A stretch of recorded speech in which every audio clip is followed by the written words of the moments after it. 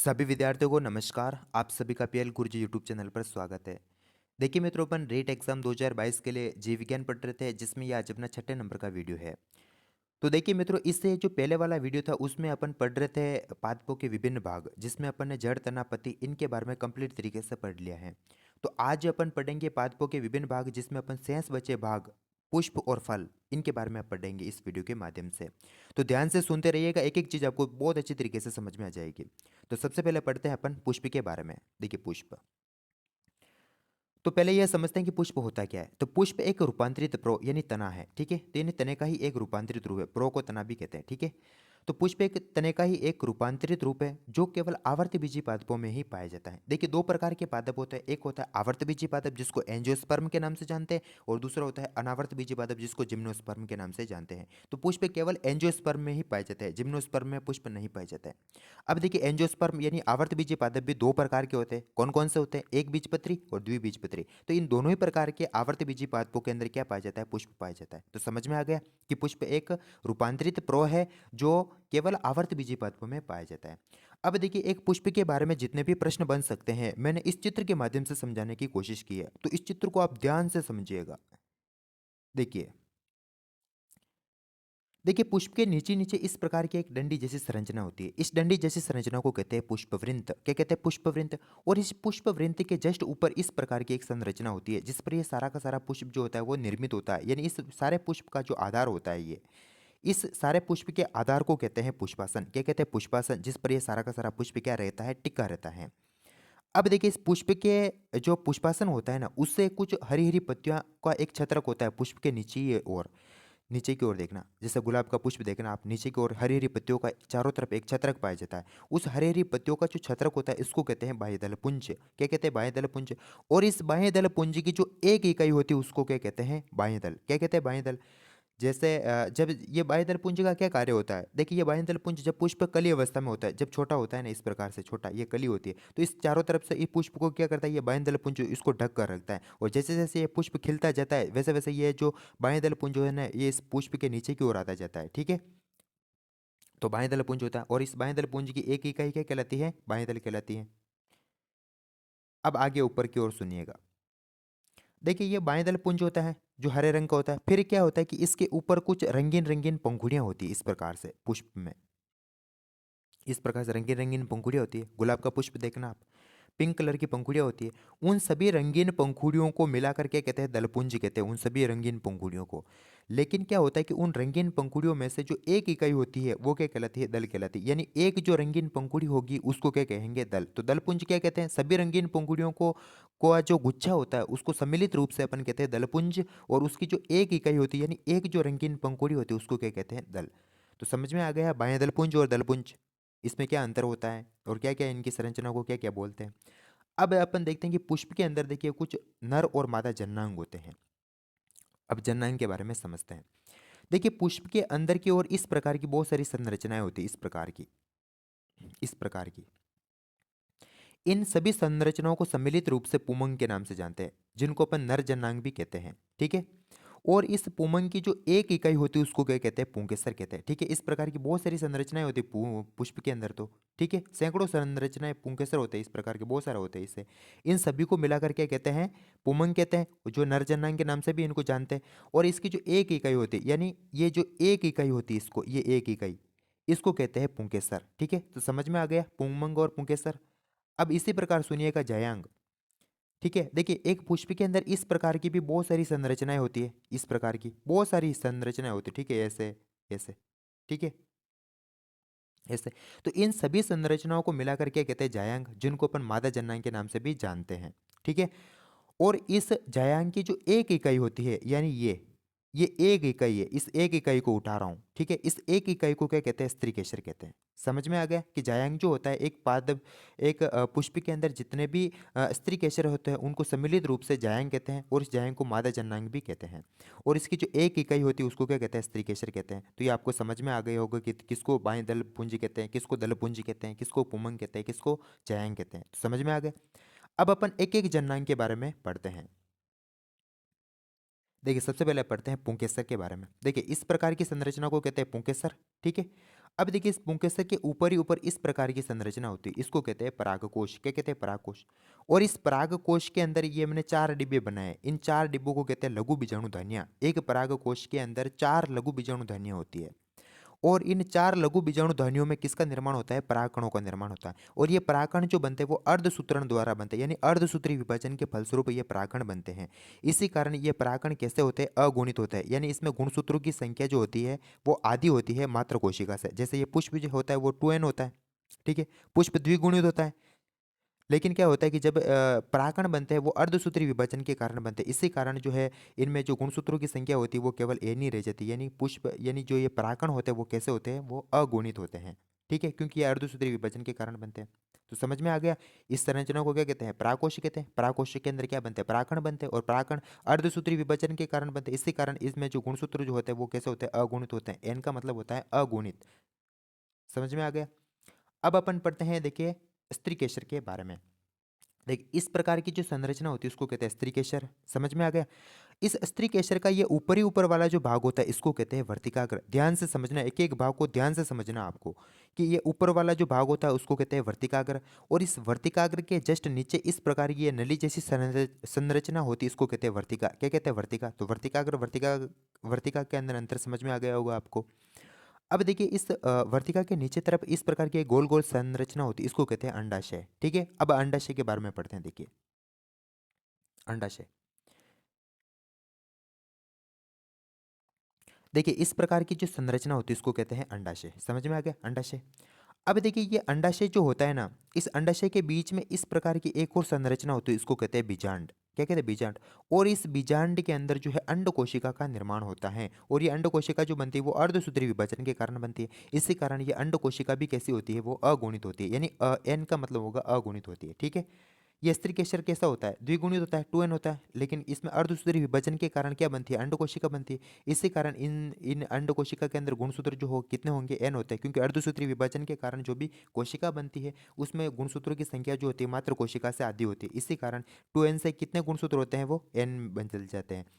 तो ये समझ में आ गया होगा कि बीजांड के अंदर अंडकोशिका का निर्माण होता है जो कि अर्धसूत्री विभाजन के कारण होता है। इसी कारण जो ये अगुणित होती है, ठीक है? तो ये पुष्प की संरचना आपको समझ में आ गई होगी बहुत अच्छी तरीके से।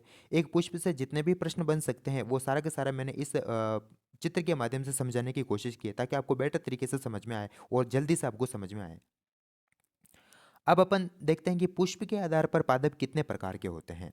देखिए पादप, देखिए पुष्प के आधार पर पादप दो प्रकार के होते हैं। एक होता है देखिए पुष्पी पादप, और दूसरा होता है अपुष्पी पादप। पुष्पी पादप से तात्पर्य होता है कि ऐसे पादप जिसमें पुष्प पाया जाता है, और अपुष्पी पादप से तात्पर्य होता है ऐसे पादप जिसमें पुष्प नहीं पाया जाता है। कौन कौन से ऐसे पादप है जिसमें पुष्प पाया जाता है? जैसे गुलाब, गुलमोहर, गुड़हल और अमलतास। इनमें क्या पाया जाता है? पुष्प पाया जाता है। और जैसे फर्न और मॉस होते हैं, ये दो ऐसे पादप होते हैं जिसमें पुष्प पाया ही नहीं जाता है, ठीक है? तो ये आपकी पाठ्य पुस्तकों के उदाहरण है, इसको विशेष तौर पर आप याद रखना कि कौन से पुष्पी पादप हैं, कौन से अपुष्पी पादप हैं। अब अपन देखते हैं कि परागण किससे कहते हैं। देखिए परागण, तो परागकणों का वर्तिकाग्र पर पहुंचना यह प्रक्रिया क्या कहलाती है? परागण कहलाती है, ठीक है? जैसे ये एक पुष्प है, ये एक पुष्प है, तो ये हो गया ऊपर की ओर इसका वर्तिकाग्र हो गया, और ये हो गया परागकोश। तो यहाँ से परागकण निकलकर इसकी वर्तिकाग्र पर जो पहुंचते हैं, ये जो प्रक्रिया कहलाती है इसको क्या कहते हैं? परागण कहलाते हैं। अब परागण भी दो प्रकार से होता है, एक तो स्वपरागण और एक होता है परपरागण। अब इसमें अंतर समझिएगा। स्वपरागण किसे कहते हैं? तो ऐसा परागण जिसमें एक ही पादप के पुष्पों के बीच में जो परागण की प्रक्रिया संपन्न होती है उसको कहते हैं स्वपरागण। और परपरागण से क्या तात्पर्य होता है? परपरागण में क्या होता है कि एक ही जाति के दो या दो से अधिक पादपों के पुष्पों के बीच में जो परागण की प्रक्रिया संपन्न होती है वो क्या कहलाती है? परपरागण कहलाती है। सीधा सा मतलब ये है कि एक ही पादप के पुष्प के बीच में जो परागण होगा वो क्या कहलाता है? स्वपरागण कहलाता है। और दो या एक ही जाति के दो या दो से अधिक पादप के पुष्पों के बीच में जो परागण होगा वो क्या कहलाता है? परपरागण कहलाता है।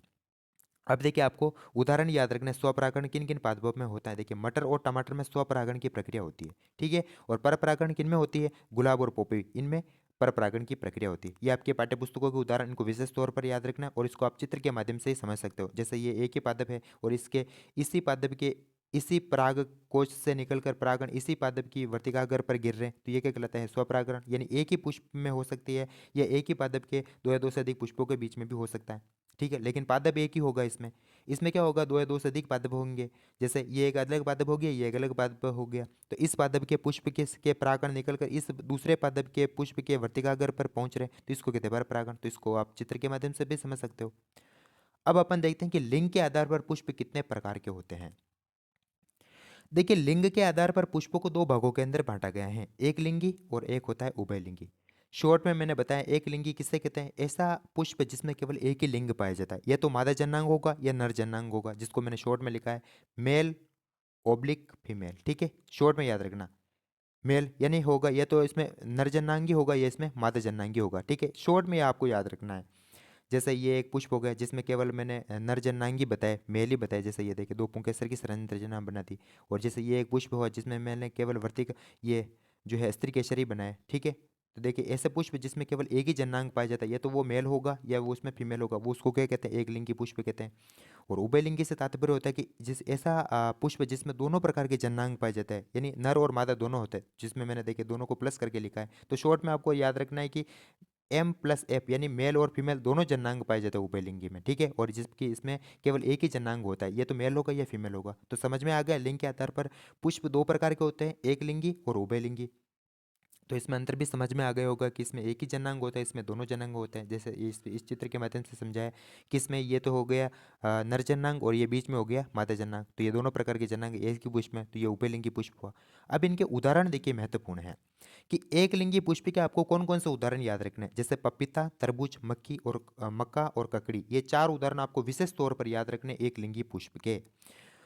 और जो उभयलिंगी पुष्प है उसके उदाहरण आपको याद रखने हैं गुड़हल, गुलाब, सरसों और पिटूनिया और धतूरा। ये उदाहरण आपको विशेष तौर पर याद रखने हैं। ये आपके आरबीएससी और एनसीईआरटी पाठ्य पुस्तकों के जितने भी उदाहरण थे एक लिंगी और उभयलिंगी के, वो मैंने यहाँ पर सम्मिलित कर दिए, तो इनको आपको विशेष तौर पर याद रखना है।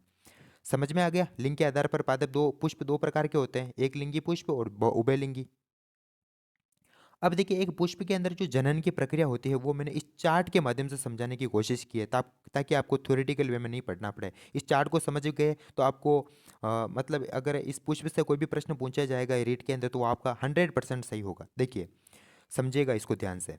देखिए, एक पुष्पी पादप होता है, पुष्पी पादप होता है, तो पुष्पी पादप कैसा होता है, द्विगुणित होता है, यानी इसमें गुणसूत्र जो होते हैं वो दो दो के जोड़े के रूप में होता है। जैसा मनुष्य भी एक द्विगुणित प्राणी है, ठीक है, जिसमें जो गुणसूत्र जो होते हैं वो इस प्रकार दो दो के जोड़े के रूप में होते हैं। तो इसी प्रकार पुष्पी पादप भी कैसा होता है, वो द्विगुणित होता है। अब इस पुष्पी पादप के अंदर जो जनन स्थल होता है, क्या होता है जनन स्थल, वो क्या होता है, पुष्प होता है। और इस पुष्प में दो प्रकार के जन्नांग होते हैं, एक तो होता है नर जन्नांग और एक होता है मादा जन्नांग। तो जो ये दोनों मैंने दर्शाया, देखिए पुमंग होता है एक, तो एक होता है जायंग होता है। तो पुमंग तो नर जन्नांग होता है और जायंग जो होता है वो मादा जन्नांग होता है। तो पुष्प के अंदर ये दोनों जन्नांग हो गए। अब देखिए, जो पुमंग होता है इसकी एक इकाई को अपन पुंकेसर के नाम से जानते हैं, जैसा कि अपने पीछे भी पढ़ लिया है। और जायंग की जो एक इकाई होती है उसको कहते हैं स्त्रीकेसर, और इसका दूसरा नाम है अंडप। ठीक है, समझ में आ गया। तो देखिए यहाँ तक तो क्या होता है ये, देखिए पुमंग की एक इकाई कहलाती है पुंकेसर, और पुंकेसर कैसी संरचना, एक द्विगुणित संरचना है। और स्त्रीकेसर भी कैसी संरचना है, एक द्विगुणित संरचना है। अब देखिए, पुंकेसर से बनते हैं परागकण और स्त्रीकेसर से बनते हैं अंड कोशिका। समझ में आ गया। और ये जो बनते हैं ना पुंकेसर से परागकण, ये अर्धसूत्री विभाजन के कारण बनते हैं। ठीक है, तो इसी कारण इसमें तो गुणसूत्रों की संख्या देखिए 2n है, लेकिन इस जो इनसे बनने वाले जो भी ये युग्मक है परागकण और अंड कोशिका, इनमें गुणसूत्रों की संख्या केवल n ही है, यानी ये अगुणित होते हैं। ठीक है, तो ठीक है, समझ में आ गया कि पुंकेसर एक द्विगुणित संरचना है जिससे बनते हैं परागकण, और परागकण जो बनते हैं वो अर्धसूत्री विभाजन के कारण बनते हैं। इसी कारण इनमें गुणसूत्रों की जो संख्या होती है वो n होती है, यानी अगुणित होते हैं। तो पुंकेसर तो होता है द्विगुणित और ये होता है अगुणित। समझ में आ गया। और यहाँ से प्रश्न पूछा गया था रेट शायद 2011 या 12 के अंदर। तो यहाँ से प्रश्न पूछा गया था कि परागण कैसी संरचना है, तो आपको याद रखना कि अगुणित संरचना है। ठीक है, अब देखिए, जो ये परागण होते हैं इनको कहते हैं नरयुग्मक, और जो अंड कोशिका होती है इसको कहते हैं मादा युग्मक। समझ में आ गया।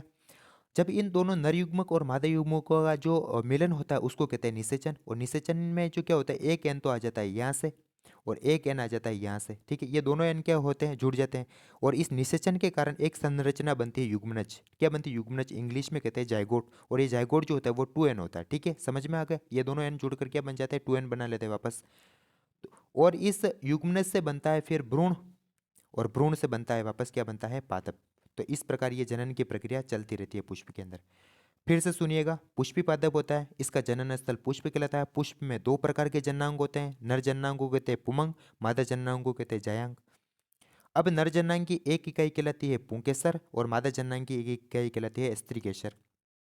पुंकेसर द्विगुणित होता है, स्त्रीकेसर भी द्विगुणित होता है। इनमें होता है अर्धसूत्री विभाजन, जिसके कारण पुंकेसर से बनते हैं पराकण और स्त्रीकेसर से बनती है अंडकोशिका। और ये अर्धसूत्री विभाजन के कारण बनने के कारण ये जो होते हैं दोनों क्या होते हैं, अगुणित होते हैं। ये दोनों नर और मादा युग्मक जब मिलते हैं इस प्रक्रिया को कहते हैं निषेचन। और निषेचन के कारण जो संरचना बनती है उसको कहते हैं युग्मनज, और इसको जाइगोट के नाम से भी जानते हैं। और ये युग्मनज कैसी संरचना है, द्विगुणित संरचना है। और इस युग्मनज से बनता है भ्रूण, और भ्रूण से बनता है वापस नया पुष्पी पादप। समझ में आ गया? तो यह प्रक्रिया पुष्प के अंदर चलती रहती है और ये सारी जनन की प्रक्रिया है। और यहाँ से प्रश्न पूछा गया था 2011 के अंदर। तो आपको विशेष तौर पर याद रखना है कि पुंकेसर एक द्विगुणित संरचना है, परागकण अगुणित होते हैं, युग्मनज वापस द्विगुणित संरचना है। अब अपन पढ़ते हैं फल के बारे में। ठीक है, अब अपन फल के बारे में पढ़ते हैं। देखिए, युग्मनज यानी जाइगोट ये कैसा होता है, द्विगुणित होता है। तो जाइगोट बनने के बाद जो पुष्प के अंदर जितनी भी संरचनाएं होती है, जिसमें देखिए दल पुंज, वर्तिका, वर्तिकाग्र, ये सब क्या होते हैं, नष्ट हो जाते हैं और बचता है केवल क्या है, अंडाशय बचता है। ठीक है, तो जैसे युग्मनज बनता है निषेचन के बाद, उसमें उसके बाद क्या होता है कि ये सारी की सारी जो ये संरचनाएं होती है पुष्प के अंदर, बाएं दल पुंज हो गया, दल पुंज हो गया, वर्तिका हो गया, वर्तिकाग्र हो गया, सब के सब क्या हो गए, हो जाते हैं, नष्ट हो जाते हैं और बचता है केवल क्या है, अंडाशय बचता है। अब अंडाशय के बारे में सुनिएगा। युग्मनज के बाद अंडाशय बचता है, तो उसके बारे में सुनिएगा।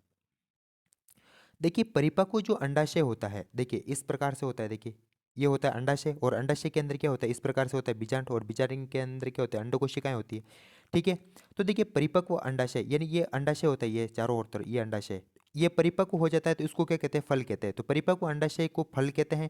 और ये अंदर होता है, अंडाशय के अंदर क्या होता है, बीजांड होता है इस प्रकार से। इस परिपक्व बीजांडु को क्या कहते हैं, बीज कहते हैं। और इस बीज के अंदर क्या पाया जाता है, बीच में एक भ्रूण पाया जाता है, और इस भ्रूण से क्या होता है, नया पादप बनता है। तो समझ में आ गया कि परिपक्व अंडाशय फल कहलाता है, जबकि परिपक्व बीजांड क्या कहलाता है, बीज कहलाता है। और इस बीज के अंदर क्या पाया जाता है, भ्रूण, और इस भ्रूण से क्या होता है, नया पादप विकसित होता है। अब देखिए फल के बारे में सुनिएगा। देखिए फल, फल भी दो प्रकार के होते हैं। एक होता है देखिए सत्य फल, जिसको वास्तविक फल के नाम से भी जानते हैं। एक होता है असत्य फल, जिसको आभासी फल के नाम से भी अपन जानते हैं। अब इसमें क्या अंतर होता है वो सुनिए। देखिए सत्य फल ऐसा फल जो अंडाशय से विकसित होता है, वो क्या कहलाता है, सत्य फल कहलाता है। जैसे आम, आपके पाठ्य पुस्तक के अंदर एक उदाहरण दे रखा है, आम। असत्य फल से तात्पर्य होता है कि ऐसा फल जो अंडाशय से विकसित न होकर किसी अन्य भाग से विकसित होता है, वो क्या कहलाता है, असत्य फल कहलाता है। जैसे सेव और नाशपाती, ये दोनों असत्य फल के उदाहरण हैं। विशेष तौर पर याद रखना, ये उदाहरण आपके रीड के अंदर ज़्यादा पूछे जाते हैं, तो इस प्रकार इन उदाहरणों को आप विशेष तौर पर याद रखने। आरबीएससी और एनसीईआरटी के ये सम्मिलित रूप से उदाहरण है। तो ठीक है, समझ में आ गया कि फल उत्पत्ति के आधार पर कितने होते हैं, सत्य फल और असत्य फल। और सत्य फल का उदाहरण याद रखना है आपको आम, और असत्य फल के दो उदाहरण आपको याद रखने सेव और नाशपाती। अब आगे देखिएगा। अब अपन फलों को तीन भागों के अंदर बांटते हैं, और ठीक है, एक होता है सरल फल, एक होता है पुंज फल, एक होता है संग्रहित फल। ठीक है, अब इनमें क्या क्या अंतर होता है वो सुनिएगा।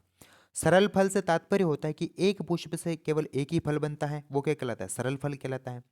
पुंज फल से तात्पर्य होता है कि एक पुष्प से अनेक फल बन जाते हैं। ठीक है, जैसे ये एक पुष्प हो गया, ये इस प्रकार ये एक पुष्प हो गया। ठीक है, इसमें बहुत सारे क्या होता है, अंडाशय होते हैं। तो इन सभी से क्या बनते हैं कि अलग अलग फल बन जाते हैं। ठीक है, तो एक पुष्प से अनेक फलों का बनना क्या कहलाता है, ऐसा जो फल होता है वो क्या कहलाता है, पुंज फल कहलाता है। और संग्रहित फल से तात्पर्य होता है कि इसमें दो या दो से अधिक पुष्पों से केवल एक ही फल बनता है, तो वो क्या कहलाता है, ऐसा फल क्या कहलाता है, संग्रहित फल कहलाता है। तो समझ में आ गया कि इसमें सरल फल में एक फल, एक पुष्प से केवल एक ही फल बनता है।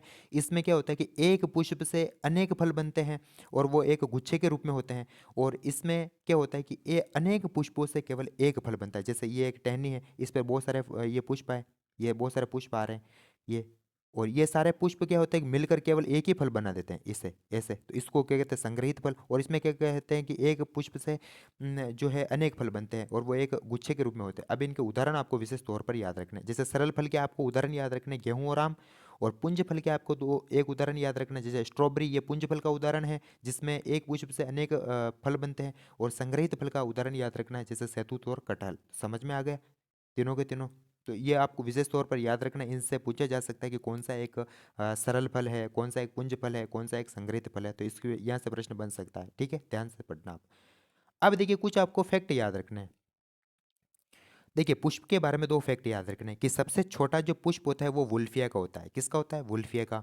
और सबसे बड़ा जो पुष्प होता है वो रेफलिशिया का होता है। ठीक है, समझ में आ गया? पुष्प के बारे में ये दो फैक्ट याद रखना है।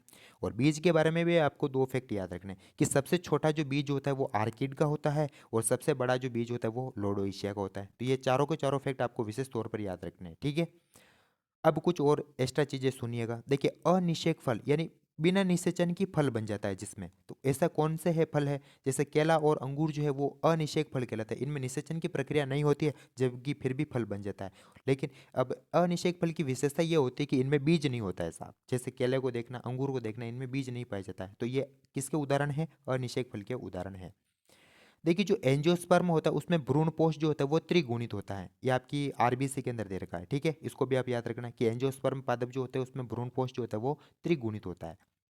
यानी इसमें गुणसूत्र जो होता है वो तीन तीन के जोड़े के रूप में पाए जाते हैं। अब देखिए फल को पकाने में एथिलीन गैस का यूज़ किया जाता है। किसका यूज़ करते हैं? एथिलीन का यूज़ करते हैं। तो समझ में आ गया। तो इस प्रकार आज अपन ने पुष्प और फल के बारे में कंप्लीट तरीके से पढ़ लिया है। तो इसको वीडियो को बार बार देखिएगा, आपको ये बहुत अच्छी तरीके से समझ में आ जाएगा और साथ साथ में आपको याद भी हो गया होगा। तो आज अपन यहीं तक पढ़ते हैं, कल अपन पढ़ेंगे जीव विज्ञान का एक नेक्स्ट टॉपिक। तब तक के लिए धन्यवाद वीडियो देखने के लिए। Thank you.